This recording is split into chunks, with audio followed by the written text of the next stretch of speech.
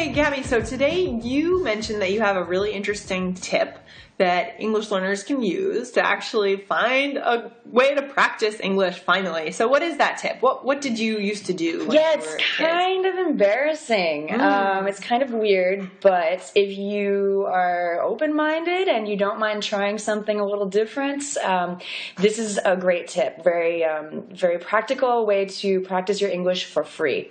So, what I used to do when I was a kid and bored out of my mind, like 11 years old, nothing to do, didn't want to do my homework, just wanted, something entertaining, I would look for, something around the house, like a product or maybe a food product or like any game or anything where there was a label. And on the label, there is usually a suggestions, comments, and then a phone number, like an 800, like a free phone number. So I would pick up the phone and I would call the 1-800 number and I would just start talking to the person. I would say, hey, how you doing? That's so funny. Where does this phone number go? Like, what state are you in? But did you actually offer suggestions or just kind of, you called just to No, chat? I kind of just called to chat. That's why it was kind of funny. But actually, that would be a good way to practice your English and not be such a weirdo.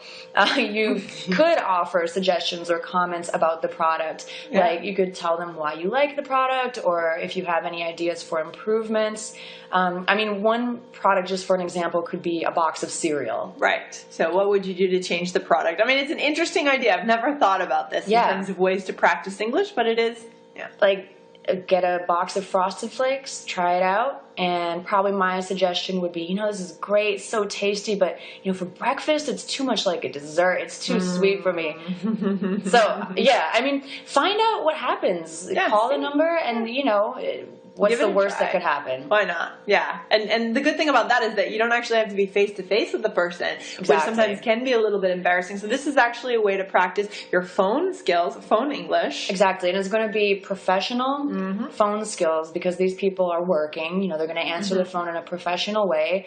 And, they'll have a professional conversation. They'll end the phone call in a professional way and just observe the vocabulary that they use.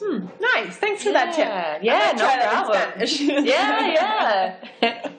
All right, guys. Well, we will see you tomorrow, Thursday, with Deep Thoughts Thursday, where we share an inspirational quote with you. See you tomorrow. See you then.